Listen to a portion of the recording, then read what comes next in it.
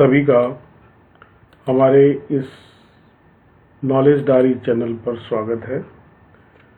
And dear all, greetings of the day. Today we are going to study about framing questions. Framing question पर आज हम अध्ययन करने वाले हैं। यह लगभग सभी परीक्षाओं में पूछा जाता है, तो इसके जो नियम हैं इसको किस तरीके से बनाते हैं इस पर हम चर्चा करेंगे।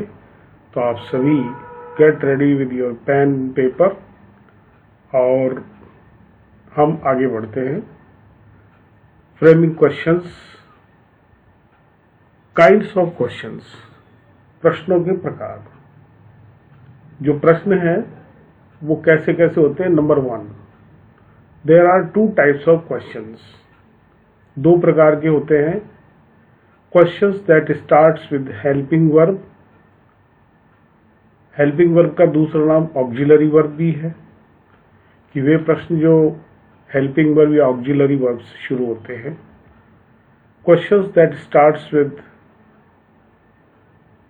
WH वर्ड्स, जो WH वर्ड से शुरू होते हैं।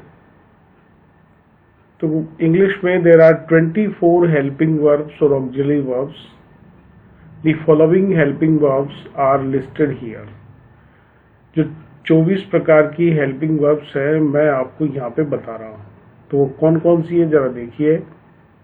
Is, am, are, was, were, did, do, does, has, have, had, will, shall, would, should, may, might, can, could, must, ought, dare, used and need, ये यहाँ पर होती है। इनके साथ हम कॉन्ट्रैक्टेड फॉर्म बनाते हैं। कॉन्ट्रैक्टेड फॉर्म क्या होती है इसकी स्टडी अपन करते हैं। अगर किसी हेल्पिंग वर्ब के साथ नॉट लगा करके उसको शॉर्ट फॉर्म में लिखा जाता है तो उसको कॉन्ट्रैक्टेड फॉर्म कहते हैं। When not is added to a helping verb, then contracted form is made in the following manner. Not add करने के बाद में कॉन्ट्रैक्टेड फॉर्म जो है वो निम्न तरीके से बनती है। तो कैसे कैसे बनती है जरा देखिए। इज प्लस नॉट को इजंट बोलते हैं। Was plus not wasn't. Are plus not aren't. Were plus not weren't. Am plus not aren't. ध्यान देने की बात है यहाँ पे, अगर एम के साथ नॉट का यूज किया जाता है तो आरंट हो जाता है। Had plus not hadn't. Has plus not hasn't. Will plus not won't. Have plus not haven't. Shall plus not shan't. May plus not mayn't. Can plus not can't. इस तरीके से ये हमारी कॉन्ट्रैक्ट फॉर्म्स बनती है।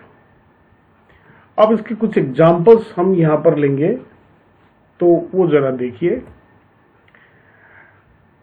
सबसे पहले आपको आंसर जो है वो दिया जाएगा। आंसर के बाद में आपको क्वेश्चन बनाना है। तो आपका आंसर है yes she is coming with Radha. अब इसका क्वेश्चन बनेगा is she coming with Radha. Take one more example. No, Anju had not repaired the table. ये ऊपर वाला यस में था और नीचे वाला नो में है। Now the question. Had Anju repaired the table? Next देखिए, yes, she will have played well. अब इसका क्वेश्चन कैसे बना है। Will she have played well? तो ये इस तरीके से बने हैं, ये हमारे क्वेश्चंस हैं। तो आगे देखते हैं अपन patterns of framing question. Framing question का पैटर्न कैसा होता है। When the answer is given in yes or no, then the question will be made with the help of helping verb. अगर कोई प्रश्न हाँ यस या नो में दिया हुआ है उसका आंसर होता है तो हेल्पिंग वर्ब की सहायता से क्वेश्चन बनाया जाता है।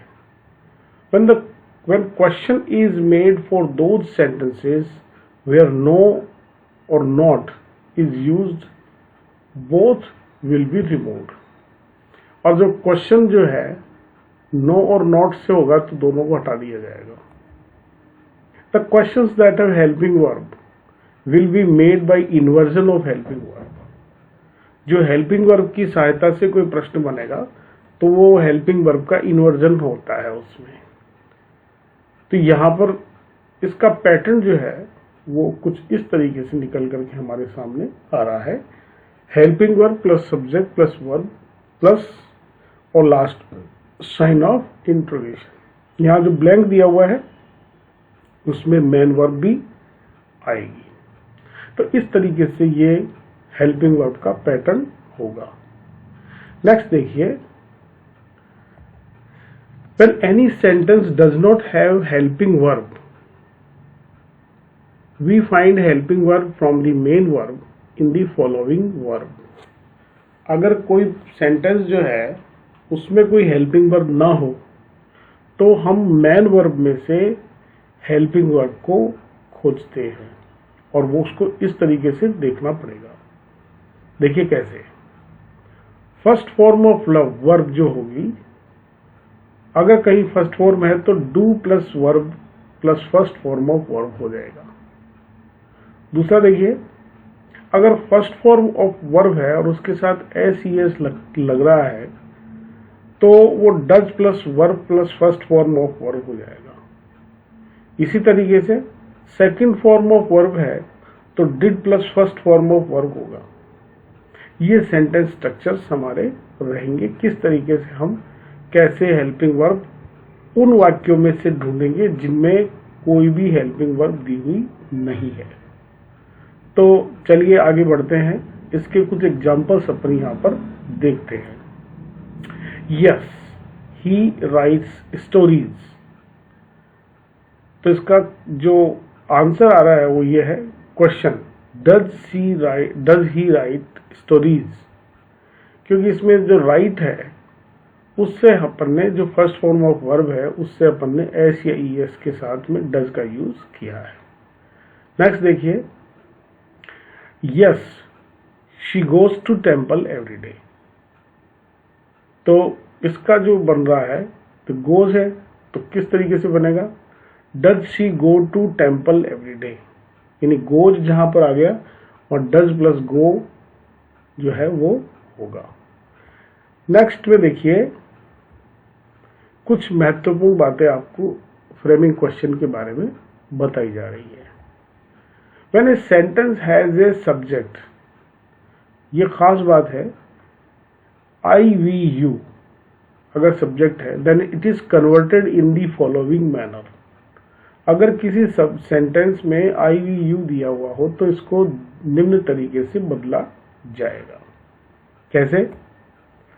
I और we जो है वो चेंज हो जाएगा into you. You is changed into I or we.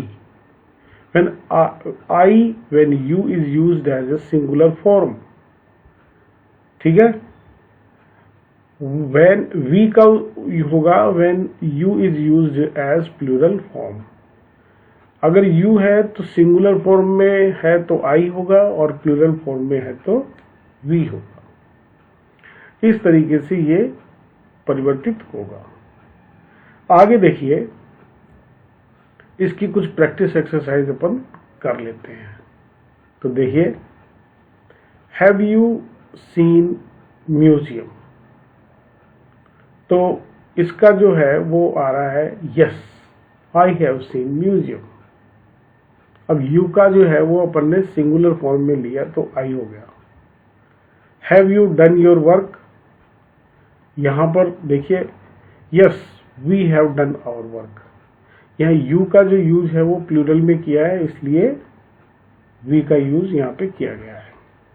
Have I broken the glasses, तो अब आई को देखो किस तरीके से यूज किया गया है, yes you have broken the glasses. Next, should we do our work ourselves, तो आंसर होगा इसका yes, you should do your work yourself. तो यहाँ पर किस तरीके से सिंगुलर और प्लूरल को समझाया गया है, इसको आपको नोट करना है। अगर आपको कोई चीज़ समझ में नहीं आ रही है तो पॉज द वीडियो और इसको रिविंड करके एक बार फिर से देखिए। आगे देखते हैं यूज ऑफ हैव। बहुत सारे सेंटेंसेस में हैव का यूज होता है और जिसमें हम अक्सर बहुत सारी गलतियां करते हैं। तो ये कैसे कैसे अपने को करना है, देखिए। Have you put the things, तो यहां पर देखिए yes, I have put the things. Has she got her pen, she has got her pen. अब नोट यहां दोनों में देखिए, when have is used as helping verb, जब हेल्पिंग वर्ब के रूप में हैव का यूज किया गया है तो ऊपर दोनों क्वेश्चंस में हैव को हेल्पिंग वर्ब के रूप में यूज किया गया है। Do you have breakfast at 8 AM? Yes, I have breakfast at 8 AM. Does she have dinner in the evening? Yes, she has dinner in the evening. तो यहां पर इस तरीके से हमने, अब आगे अपन देखेंगे कि हैव जो है वो पोजीशन को अगर बता रहा है तो उसका यूज किस तरीके से किया जाएगा, कैसे हम इसको लिखेंगे। Has Meena A black bag? Does Meena A black bag? No, Meena has not a black bag. Does Meena have a black bag आएगा इसमें सेंटेंस में, ये टाइपिंग मिस्टेक हो गया। Have they enough money? Do they have enough money? दोनों तरीके से हम इसको लिख सकते हैं। Yes, they have enough money. Has anyone a pen? Does anyone have a pen? Yes, everyone has a pen. यहां पर इस तरीके से हैव का इस्तेमाल किया गया है। आगे आ रहा है यूज ऑफ डू। डू का यूज हम कैसे करेंगे? Do as an anomalous verb. Anomalous का वर्ब का मतलब होता है असामान्य क्रियाएं। अगर डू का एक असामान्य क्रिया के रूप में प्रयोग किया जा रहा है। No, I don't read alone. अब इसका क्वेश्चन देखिए कैसे बनेगा इसका, यद्यपि यहाँ पे ये इसी तरीके से दिया हुआ होगा जिसका अब किस तरीके से हम बना रहे हैं। यहाँ ये देखिए, डू यू रीड अलोन। यहाँ पर यू का यूज जो है वो सिंगुलर फॉर्म में किया गया है, इसलिए आई का यूज इस्तेमाल किया गया है और एनोमलस वर्ब आ रही है। No, she doesn't do her work at night. वह रात में अपना काम नहीं करती है। इसका जो बनेगा क्वेश्चन वो कैसे बनेगा? Does she do her work at night. इस तरीके से हम इसको बनाएंगे। Do as an ordinary verb. Do का एक ऑर्डिनरी वर्ब यानी सामान्य क्रिया के रूप में प्रयोग किस तरीके से हम कर रहे हैं। Yes, she does her work. तो इसका इस्तेमाल, इसका क्वेश्चन कैसे बनेगा देखिए, does she do her work. आगे देखिए, yes they do the job sincerely. इसका क्वेश्चन कैसे बनेगा, do they do the job sincerely. Yes, I did my work before sunrise. इसका क्वेश्चन देखिए, did you do your work before sunrise. इस तरीके से बनेगा। आगे देखिए, हम आपके लिए और भी कुछ प्रैक्टिस एक्सरसाइजेज के साथ आएंगे। Thank you for watching. और इसी तरीके से आप हमारे वीडियोस में बने रहें। निश्चित रूप से आपके लिए हमारे वीडियोस बहुत उपयोगी होंगे। Thank you.